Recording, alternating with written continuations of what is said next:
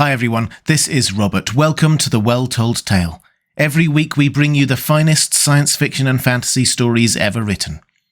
Today we return to 20,000 Leagues Under the Sea by Jules Verne.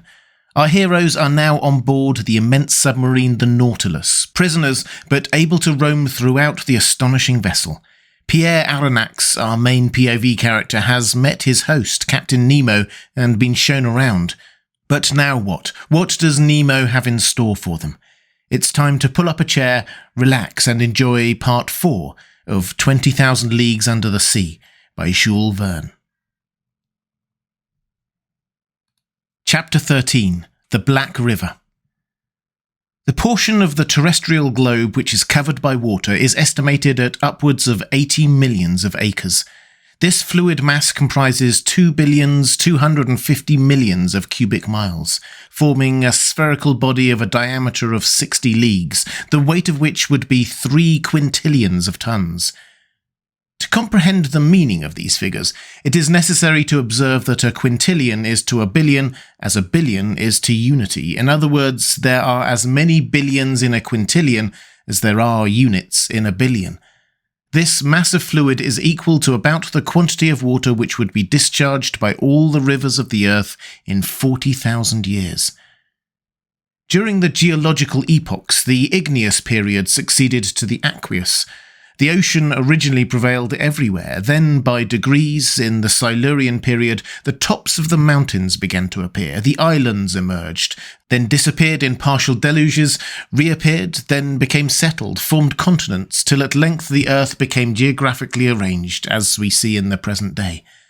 The solid had wrested from the liquid 37,657 square miles, equal to 12,960 millions of acres. The shape of continents allows us to divide the water into 5 great portions: the Arctic or frozen ocean, the Antarctic or frozen ocean, the Indian, the Atlantic and Pacific oceans. The Pacific Ocean extends from north to south between the 2 polar circles and from east to west between Asia and America over an extent of 145 degrees of longitude. It is the quietest of seas. Its currents are broad and slow. It has medium tides and abundant rain. Such was the ocean that my fate destined me first to travel over under these strange conditions. "Sir," said Captain Nemo, "we will, if you please, take our bearings and fix the starting point of this voyage. It is 11:45.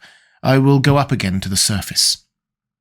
The captain pressed an electric clock 3 times. The pumps began to drive the water from the tanks. The needle of the manometer marked by a different pressure the ascent of the Nautilus. Then it stopped. "We have arrived," said the captain. I went to the central staircase which opened onto the platform, clambered up the iron steps, and found myself on the upper part of the Nautilus. The platform was only 3 feet out of water. The front and back of the Nautilus was of that spindle shape which caused it justly to be compared to a cigar. I noticed that its iron plates, slightly overlaying each other, resembled the shell which clothes the bodies of our large terrestrial reptiles. It explained to me how natural it was, in spite of all glasses, that this boat should have been taken for a marine animal. Toward the middle of the platform, the longboat, half buried in the hull of the vessel, formed a slight excrescence. Fore and aft rose 2 cages of medium height with inclined sides and partly closed by thick lenticular glasses, one destined for the steersman who directed the Nautilus, the other containing a brilliant lantern to give light on the road. The sea was beautiful, the sky pure. Scarcely could the long vehicle feel the broad undulations of the ocean.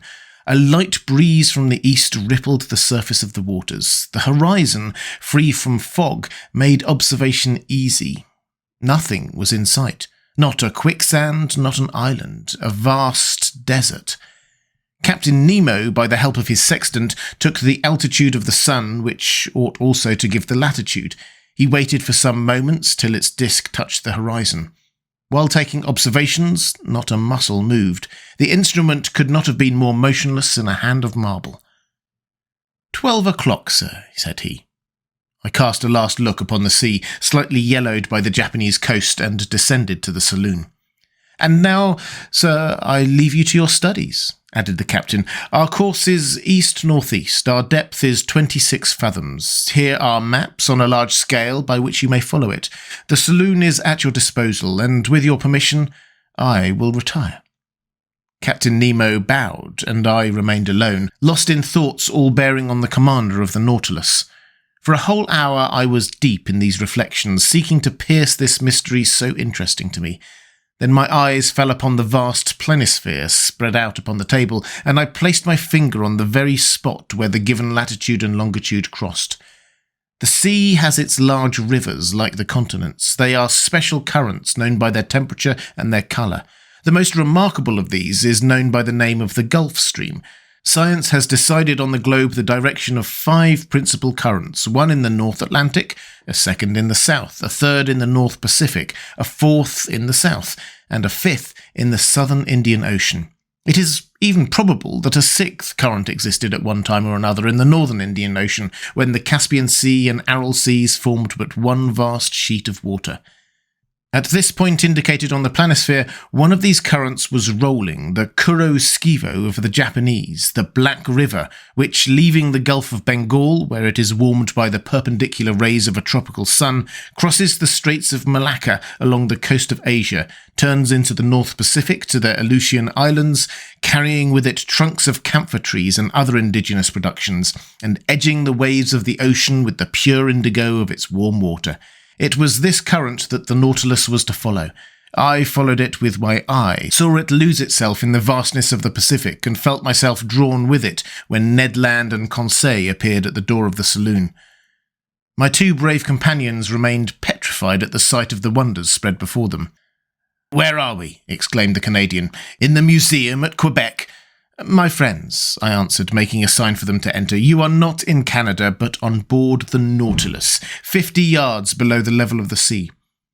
"But, Monsieur Aronnax," said Ned Land, "can you tell me how many men there are on board?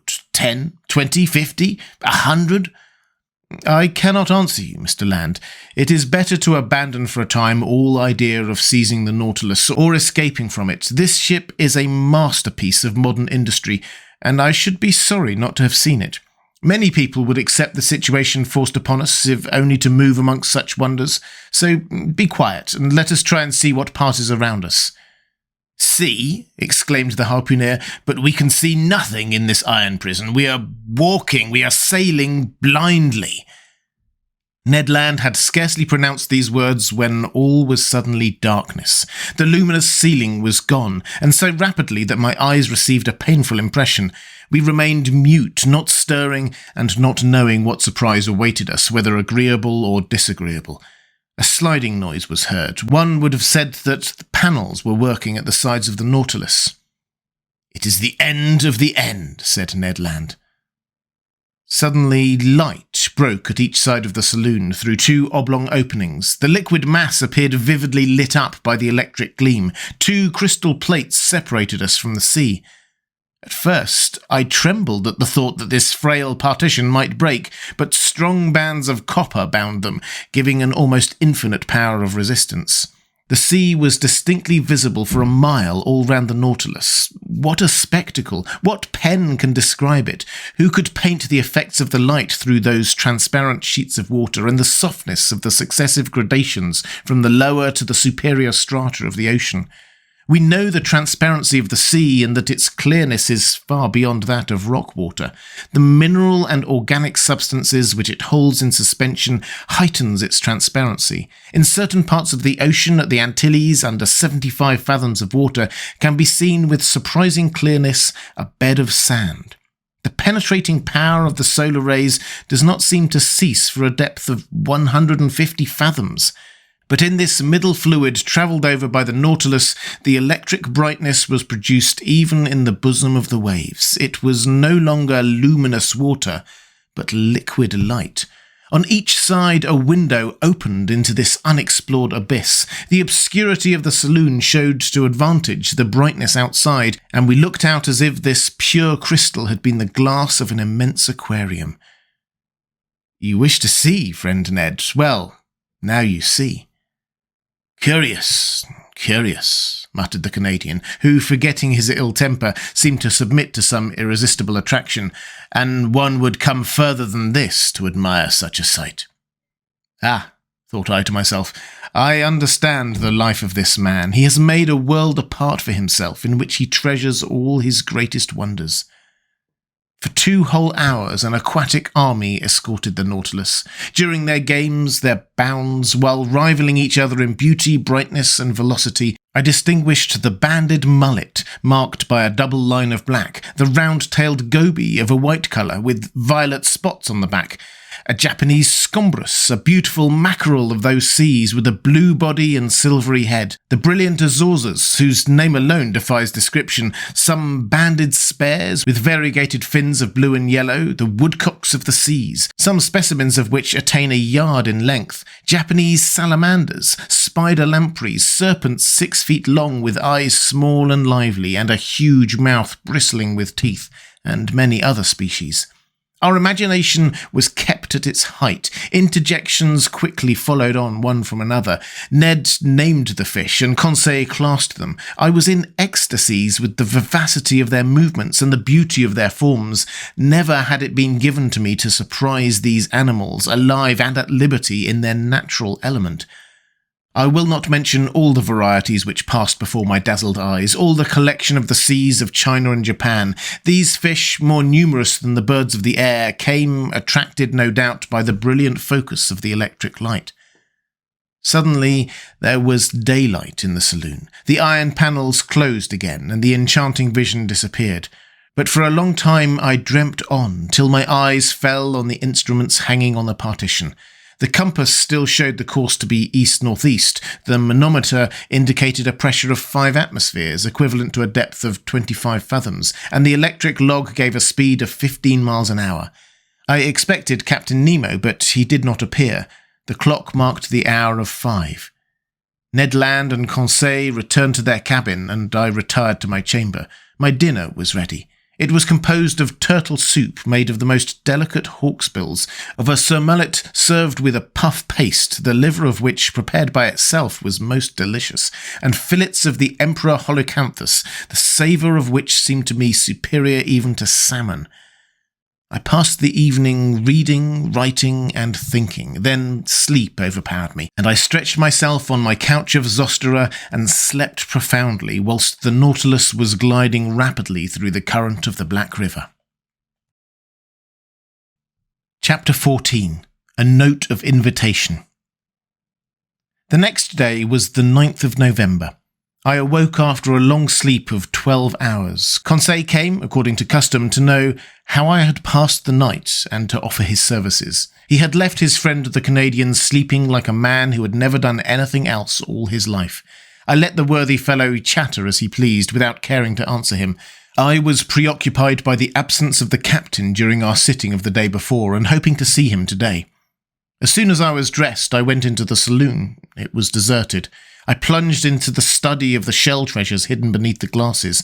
I revelled also in great herbals filled with the rarest marine plants, which, although dried up, retained their lovely colours. Amongst these precious hydrophytes, I revelled also in great herbals filled with the rarest marine plants, which, although dried up, retained their lovely colours. The whole day passed without my being honoured by a visit from Captain Nemo. The panels of the saloon did not open. Perhaps they did not wish us to tire of these beautiful things. The course of the Nautilus was east-northeast, her speed 12 knots, the depth below the surface between 25 and 30 fathoms. The next day, 10th of November, the same desertion, the same solitude. I did not see one of the ship's crew.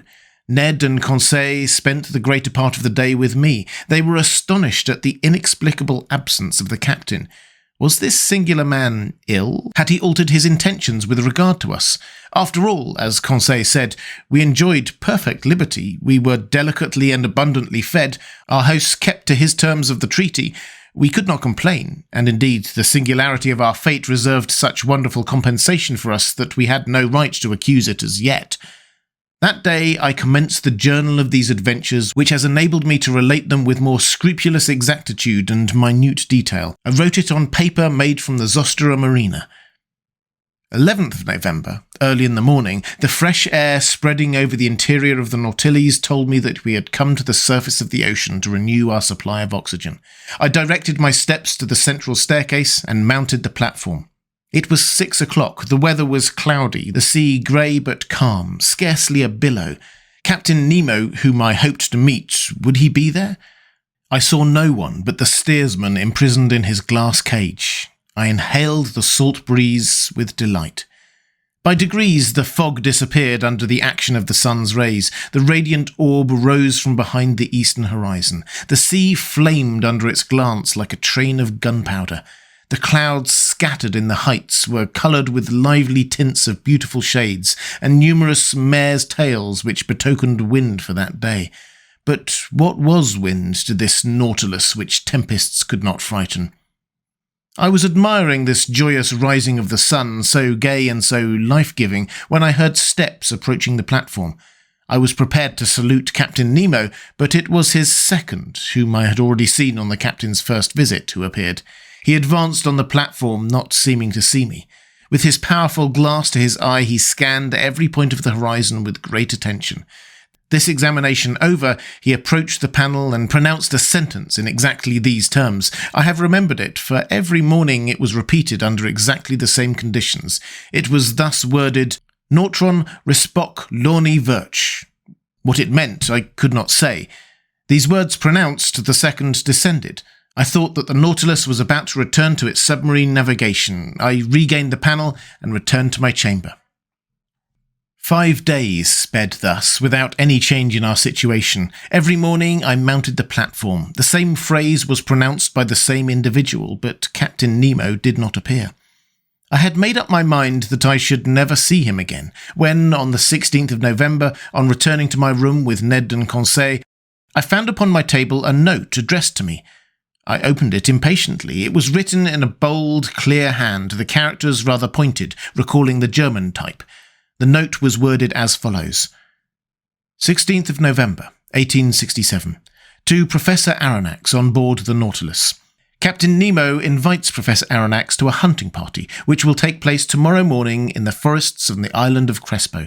He hopes that nothing will prevent the Professor from being present, and he will with pleasure see him joined by his companions. Captain Nemo, Commander of the Nautilus. A hunt! Exclaimed Ned. And in the forests of the island of Crespo, added Conseil. Oh, then the gentleman is going on terra firma, replied Ned Land. That seems to me to be clearly indicated, said I, reading the letter once more. Well, we must accept, said the Canadian, but once more on dry land we shall know what to do. Indeed, I shall not be sorry to eat a piece of fresh venison. Without seeking to reconcile what was contradictory between Captain Nemo's manifest aversion to islands and continents and his invitation to hunt in a forest, I contented myself with replying, Let us first see where the island of Crespo is. I consulted the planisphere, and in 32 degrees 40 north latitude and 157 degrees 50 west longitude, I found a small island, recognized in 1801 by Captain Crespo, and marked in the ancient Spanish maps as Roca de la Plata, the meaning of which is the Silver Rock. We were then about 1,800 miles from our starting point, and the course of the Nautilus, a little changed, was bringing it back towards the southeast. I showed this little rock lost in the midst of the North Pacific to my companions. If Captain Nemo does sometimes go on dry ground, said I, he at least chooses desert islands. Ned Land shrugged his shoulders without speaking, and Conseil and he left me. After supper, which was served by the steward mute and impassive, I went to bed, not without some anxiety.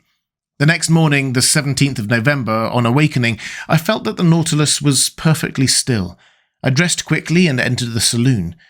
Captain Nemo was there, waiting for me. He rose, bowed, and asked me if it was convenient for me to accompany him.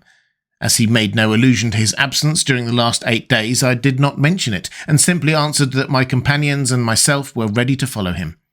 We entered the dining room where breakfast was served. Monsieur Aronnax, said the captain, pray share my breakfast without ceremony. We will chat as we eat. For though I promised you a walk in the forest, I did not undertake to find hotels there, so breakfast as a man who will most likely not have his dinner till very late. I did honour to the repast. It was composed of several kinds of fish and slices of holothyrinae, excellent zoophytes, and different sorts of seaweed. Our drink consisted of pure water, to which the captain added some drops of a fermented liquor.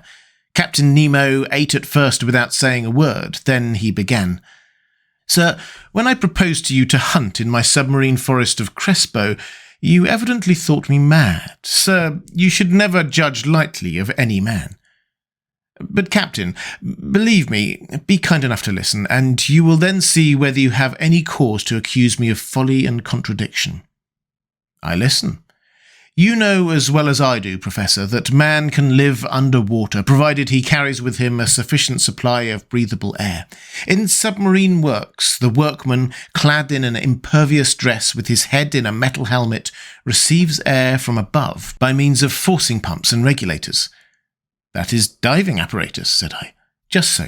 But under these conditions, the man is not at liberty. He is attached to the pump which sends him air through an india-rubber tube, and if we were obliged to be thus held to the Nautilus, we could not go far. And the means for getting free? I asked.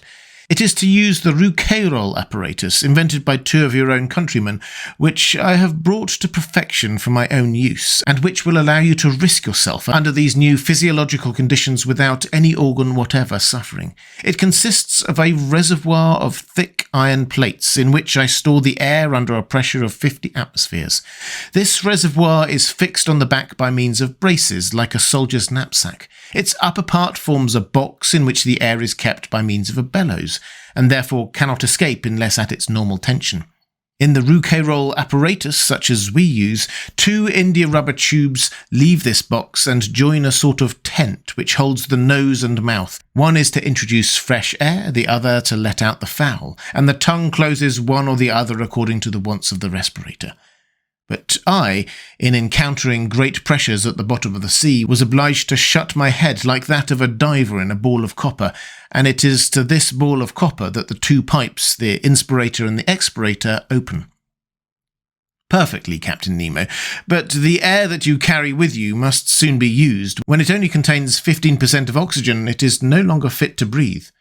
Right. But I told you, Monsieur Aronnax, that the pumps of the Nautilus allow me to store the air under considerable pressure, and on those conditions the reservoir of the apparatus can furnish breathable air for 9 or 10 hours. I have no further objections to make, I answered. I will only ask you one thing, Captain. How can you light your road at the bottom of the sea? With the Ruhmkorff apparatus, Monsieur Aronnax. One is carried on the back, the other is fastened to the waist. It is composed of a Bunsen pile, which I do not work with bichromate of potash, but with sodium. A wire is introduced which collects the electricity produced and directs it towards a particularly made lantern. In this lantern is a spiral glass which contains a small quantity of carbonic gas. When the apparatus is at work, this gas becomes luminous, giving out a white and continuous light. Thus provided, I can breathe and I can see. Captain Nemo, to all my objections you make such crushing answers that I dare no longer doubt. But if I am forced to admit the Rouquayrol and Ruhmkorff apparatuses, I must be allowed some reservations with regard to the gun I am to carry. But it is not a gun for powder, answered the captain. Then it is an air gun? Doubtless. How would you have me manufacture gunpowder on board without either saltpetre, sulphur, or charcoal? Besides, I added, to fire under water in a medium 855 times denser than the air, we must conquer very considerable resistance. That would be no difficulty. There exist guns, according to Fulton, perfected in England by Philip Coles and Burley, in France by Fury, and in Italy by Landi, which are furnished with a peculiar system of closing which can fire under these conditions. But, I repeat, having no powder, I use air under great pressure, which the pumps of the Nautilus furnish abundantly. But this air must be rapidly used. Well, have I not my Rouquayrol reservoir, which I can furnish it at need? A tap is all that is required. Besides, Monsieur Aronnax, you must see yourself that during our submarine hunt we can spend but little air and but few balls. But it seems to me that in this twilight and in the midst of this fluid, which is very dense compared with the atmosphere, shots could not go far, nor easily prove mortal. Sir, on the contrary, with this gun every blow is mortal, and however lightly the animal is touched, it falls as if struck by a thunderbolt. Why? Because the balls sent by this gun are not ordinary balls, but little cases of glass, invented by Leniebreck, an Austrian chemist, of which I have a large supply. These glass cases are covered with a case of steel and weighted with a pellet of lead. They are real Leyden bottles into which the electricity is forced into a very high tension. With the slightest shock they are discharged, and the animal, however strong it may be, falls dead. I must tell you that these cases are size number 4, and the charge for an ordinary gun would be 10. I will argue no longer, I replied, rising from the table. I have nothing left to me but to take my gun. At all events, I will go where you are. Captain Nemo then led me aft, and in passing before Ned's and Conseil's cabin, I called my 2 companions, who followed immediately. We then came to a kind of cell near the machinery room, in which we were to put on our walking dress. Chapter 15. A Walk on the Bottom of the Sea. This cell was, to speak correctly, the arsenal and wardrobe of the Nautilus. A dozen diving apparatuses hung from the partition, waiting our use. Ned Land, on seeing them, showed evident repugnance to dress himself in one. But, my worthy Ned, the forests of the island of Crespo are nothing but submarine forests. Good, said the disappointed harpooner who saw his dreams of fresh meat fade away. And you, Monsieur Aronnax, are you going to dress yourself in these clothes? There is no alternative, Master Ned. As you please, sir, replied the harpooner, shrugging his shoulders. But as for me, unless I am forced, I will never get into one. No one will force you, Master Ned, said Captain Nemo. Is Conseil going to risk it? Asked Ned. I follow my master wherever he goes, replied Conseil. At the captain's call, 2 of the ship's crew came to help us dress in these heavy and impervious clothes, made of India rubber without seam, and constructed expressly to resist considerable pressure. One would have thought it a suit of armour, both supple and resisting. This suit formed trousers and waistcoat. The trousers were finished off with thick boots, weighted with heavy-laden soles. The texture of the waistcoat was held together by bands of copper, which crossed the chest, protecting it from the great pressure of the water and leaving the lungs free to act. The sleeves ended in gloves, which in no way restrained the movement of the hands. There was a vast difference noticeable between these consummate apparatuses and the old cork breastplates, jackets, and other contrivances in vogue during the 18th century. Captain Nemo and one of his companions, a sort of Hercules who must have possessed great strength, Conseil and myself, were soon enveloped in the dresses. There remained nothing more to be done but to enclose our heads in the metal box. But before proceeding to this operation, I asked the captain's permission to examine the guns we were to carry. One of the Nautilus's men gave me a simple gun, the butt end of which, made of steel, hollow in the centre, was rather large. It served as a reservoir for compressed air, which a valve, worked by a spring, allowed to escape into a metal tube. A box of projectiles, in a groove in the thickness of the butt end, contained about 20 of these electric balls, which, by means of a spring, were forced into the barrel of the gun. As soon as one shot was fired, another was ready. "Captain Nemo," said I, "this arm is perfect and easily handled. I only ask to be allowed to try it. But how shall we gain the bottom of the sea?" "At this moment, Professor, the Nautilus is stranded in 5 fathoms, and we have nothing to do but start." "But how shall we get off?" "You shall see." Captain Nemo thrust his head into the helmet. Conseil and I did the same, not without hearing an ironical "good sport" from the Canadian. The upper part of our dress terminated in a copper collar upon which was screwed the metal helmet. 3 holes protected by thick glass allowed us to see in all directions by simply turning our head in the interior of the headdress. As soon as it was in position, the apparatus on our backs began to act, and for my part, I could breathe with ease. With the lamp hanging from my belt and the gun in my hand, I was ready to set out, but, to speak the truth, imprisoned in these heavy garments and glued to the deck by my leaden soles, it was impossible for me to take a step. But this state of things was provided for. I felt myself being pushed into a little room contiguous to the wardrobe room. My companions followed, towed along in the same way. I heard a watertight door furnished with stopper plates close upon us, and we were wrapped in profound darkness. After some minutes, a loud hissing was heard. I felt the cold mount from my feet to my chest. Evidently from some part of the vessel they had, by means of a tap, given entrance to the water which was invading us and with which the room was soon filled. A second door cut in the side of the Nautilus then opened. We saw a faint light. In another instant, our feet trod the bottom of the sea. And now, how can I retrace the impression left upon me by that walk under the waters? Words are impotent to relate such wonders. Captain Nemo walked in front, his companion followed some steps behind. Conseil and I remained near each other, as if an exchange of words had been possible through our metallic cases. I no longer felt the weight of my clothing, or of my shoes, of my reservoir of air, or my thick helmet, in the midst of which my head rattled like an almond in its shell. The light which lit the soil 30 feet below the surface of the ocean astonished me by its power. The solar rays shone through the watery mass easily and dissipated all colour, and I clearly distinguished objects at a distance of 150 yards. Beyond that, the tints darkened into fine gradations of ultramarine and faded into vague obscurity.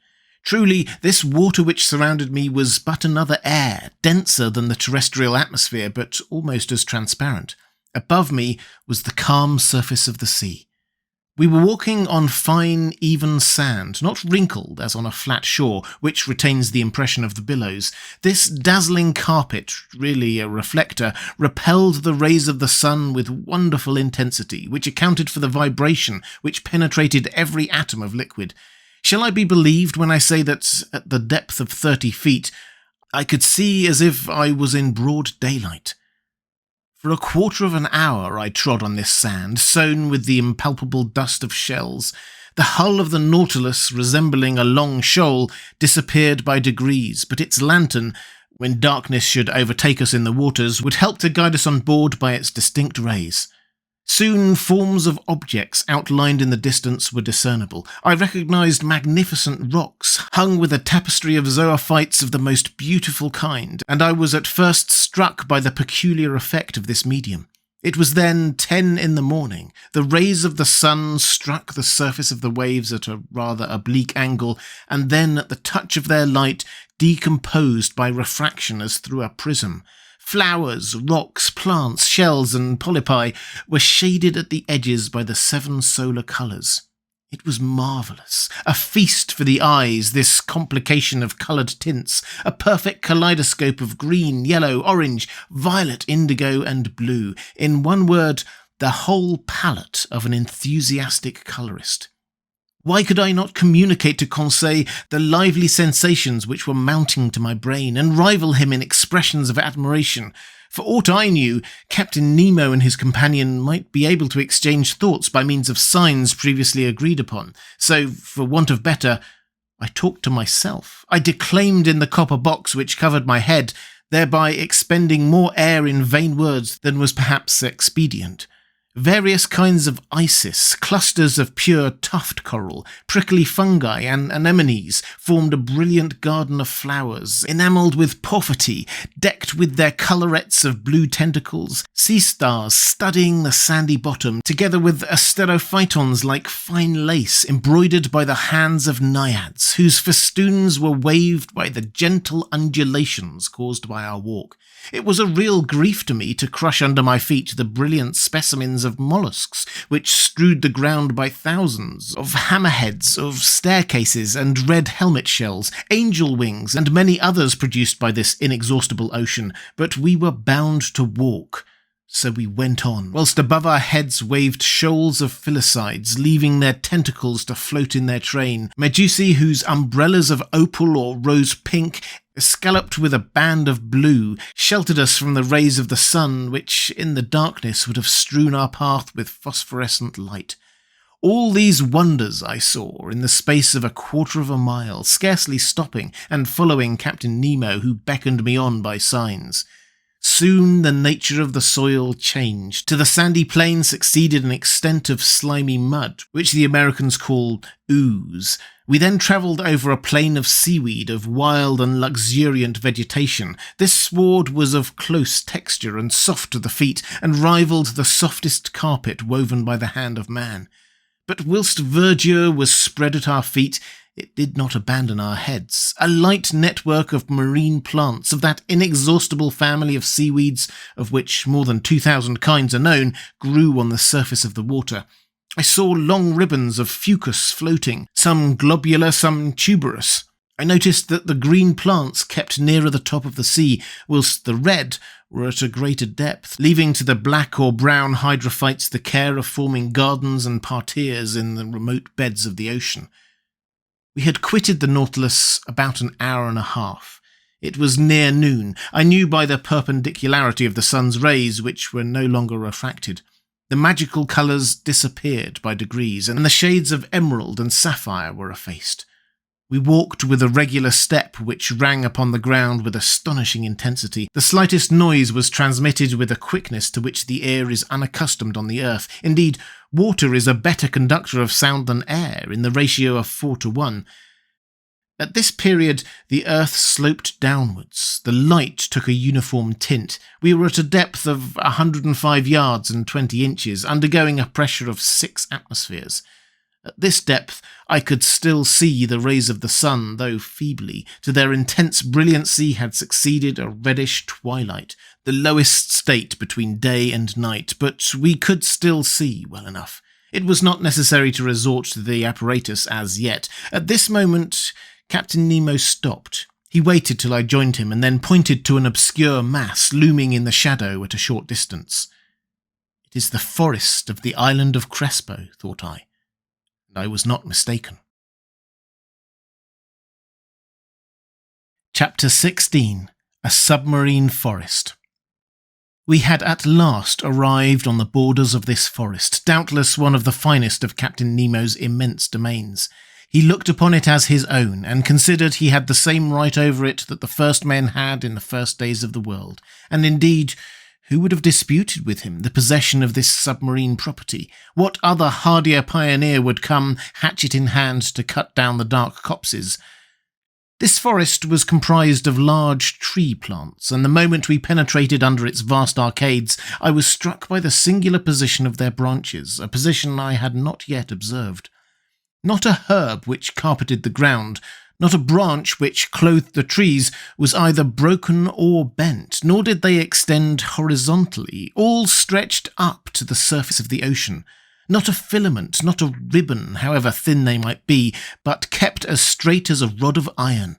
They grew in rigid perpendicular lines, due to the density of the element which had produced them. Motionless, yet when bent one side by the hand, they directly resumed their former position. Truly it was the region of perpendicularity. I soon accustomed myself to this fantastic position, as well as to the comparative darkness which surrounded us. The soil of the forest seemed covered with sharp blocks, difficult to avoid. The submarine flora struck me as being very perfect, and richer even than it would have been in the Arctic or tropical zones, where these productions are not so plentiful. But for some minutes I involuntarily confounded the genera, taking animals for plants, and who would not have been mistaken? The fauna and the flora are too closely allied in this submarine world. These plants are self-propagated, and the principle of their existence is in the water which upholds and nourishes them. The greater number, instead of leaves, shoot forth blades of capricious shapes, comprised within a scale of colours pink, carmine, green, olive, fawn, and brown. Curious anomaly, fantastic element, said an ingenious naturalist, in which the animal kingdom blossoms and the vegetable does not. In about an hour, Captain Nemo gave the signal to halt. I, for my part, was not sorry, and we stretched ourselves under an arbour of alarae, the thin long blades of which stood up like arrows. This short rest seemed delicious to me. There was nothing wanting but the charm of conversation, but impossible to speak, impossible to answer. I only put my great copper head to Conseil's. I saw the worthy fellow's eyes glistening with delight, and to show his satisfaction, he shook himself in his breastplate of air in the most comical way in the world. After 4 hours of this walking, I was surprised not to find myself dreadfully hungry. How to account for this state of the stomach I could not tell, but instead I felt an insurmountable desire to sleep, which happens to all divers, and my eyes soon closed behind the thick glass, and I fell into a heavy slumber, which the movement alone had prevented before. Captain Nemo and his robust companion, stretched in the clear crystal, set us the example. How long I remained buried in this drowsiness I cannot judge, but when I woke, the sun seemed sinking towards the horizon. Captain Nemo had already risen, and I was beginning to stretch my limbs when an unexpected apparition brought me briskly to my feet. A few steps off, a monstrous sea spider, about 38 inches high, was watching me with squinting eyes, ready to spring upon me. Though my diver's dress was thick enough to defend me from the bite of this animal, I could not help shuddering with horror. Conseil and the sailor of the Nautilus awoke at this moment. Captain Nemo pointed out the hideous crustacean, which a blow from the butt end of the gun knocked over, and I saw the horrible claws of the monster writhe in terrible convulsions. This incident reminded me that other animals more to be feared might haunt these obscure depths, against whose attacks my diving dress would not protect me. I had never thought of it before, but I now resolved to be on my guard. Indeed, I thought that this halt would mark the termination of our walk, but I was mistaken, for instead of returning to the Nautilus, Captain Nemo continued his bold excursion. The ground was still on the incline. Its declivity seemed to be getting greater and to be leading us to greater depths. It must have been about 3 o'clock when we reached a narrow valley between high perpendicular walls, situated about 75 fathoms deep. Thanks to the perfection of our apparatus, we were 45 fathoms below the limit which nature seems to have imposed on man as to his submarine excursions. I say 75 fathoms, though I had no instrument by which to judge the distance. But I knew that even in the clearest waters the solar rays could not penetrate further, and accordingly the darkness deepened. At 10 paces not an object was visible. I was groping my way when I suddenly saw a brilliant white light. Captain Nemo had just put his electric apparatus into use. His companion did the same, and Conseil and I followed their example. By turning a screw, I established a communication between the wire and the spiral glass, and the sea, lit by our 4 lanterns, was illuminated for a circle of 36 yards. As we walked, I thought the light of our Ruhmkorff apparatus could not fail to draw some inhabitant from its dark couch, but if they did approach us, they at least kept at a respectful distance from the hunters. Several times I saw Captain Nemo stop, put his gun to his shoulder, and after some moments drop it and walk on. At last, after about 4 hours, this marvellous excursion came to an end. A wall of superb rocks in an imposing mass rose before us, a heap of gigantic blocks, an enormous steep granite shore forming dark grottos, but which presented no practical slope. It was the prop of the island of Crespo. It was the earth. Captain Nemo stopped suddenly. A gesture of his brought us all to a halt, and however desirous I might be to scale the wall, I was obliged to stop. Here ended Captain Nemo's domains, and he would not go beyond them. Further on was a portion of the globe he might not trample upon. The return began. Captain Nemo had returned to the head of his little band, directing their course without hesitation. I thought we were not following the same route to return to the Nautilus. The new road was very steep and consequently very painful. We approached the surface of the sea rapidly, but this return to the upper strata was not so sudden as to cause relief from the pressure too rapidly, which might have produced serious disorder in our organisation, and brought on internal lesions so fatal to divers. Very soon, light reappeared and grew, and the sun being low on the horizon, the refraction edged the different objects with a spectral ring. At 10 yards and a half deep, we walked amidst a shoal of little fishes of all kinds, more numerous than the birds of the air, and also more agile, but no aquatic game worthy of a shot had as yet met our gaze, when at that moment I saw the captain shoulder his gun quickly and follow a moving object into the shrubs. He fired. I heard a slight hissing, and a creature fell stunned at some distance from us. It was a magnificent sea otter. the only exclusively marine quadruped. This otter was 5 feet long and must have been very valuable. Its skin, chestnut brown above and silvery underneath, would have made one of those beautiful furs so sought after in the Russian and Chinese markets. The fineness and lustre of its coat would certainly fetch £80. I admired this curious mammal with its rounded head ornamented with short ears, its round eyes and its white whiskers like those of a cat, with webbed feet and nails and tufted tail. This precious animal, hunted and tracked by fishermen, has now become very rare and taken refuge chiefly in the northern parts of the Pacific, or probably its race would soon become extinct. Captain Nemo's companion took the beast, threw it over his shoulder, and we continued our journey. For 1 hour a plain of sand lay stretched before us. Sometimes it rose to within 2 yards and sometimes inches of the surface of the water. I then saw our image clearly reflected, drawn inversely, and above us appeared an identical group reflecting our movements and actions. In a word, like us in every point, except that they walked with their heads downward and their feet in the air.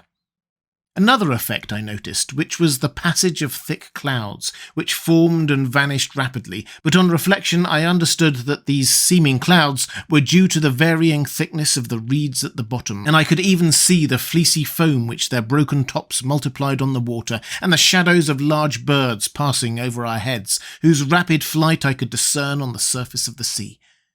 On this occasion, I was witness to one of the finest gunshots which ever made the nerves of a hunter thrill.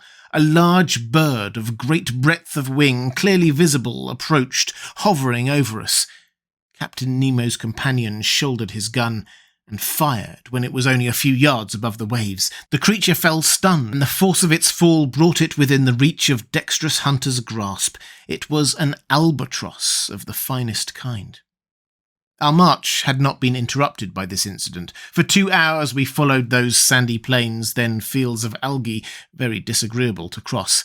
Candidly, I could do no more, when I saw a glimmer of light which, for a half-mile, broke the darkness of the waters. It was the lantern of the Nautilus. Before 20 minutes were over we should be on board, and I should be able to breathe with ease, for it seemed that my reservoir supplied air very deficient in oxygen. But I did not reckon on an accidental meeting which delayed our arrival for some time. I had remained some steps behind, when I presently saw Captain Nemo come hurriedly towards me. With his strong hand he bent me to the ground, his companion doing the same to Conseil. At first I knew not what to think of this sudden attack, but I was soon reassured by seeing the captain lie down beside me and remain immovable. I was stretched on the ground, just under the shelter of a bush of algae, when raising my head, I saw some enormous mass, casting phosphorescent gleams, pass blusteringly by.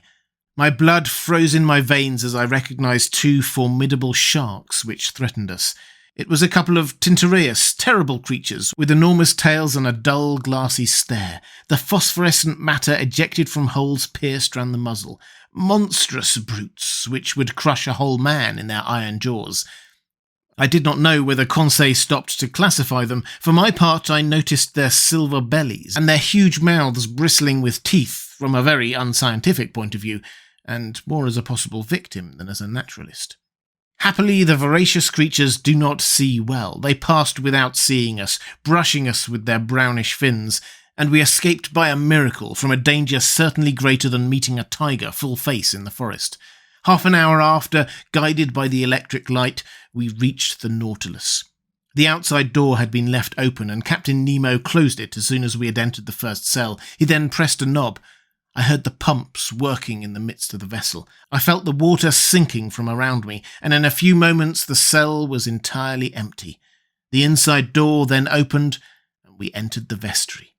There our diving dress was taken off, not without some trouble, and fairly worn out from want of food and sleep, I returned to my room, in great wonder at this surprising excursion at the bottom of the sea.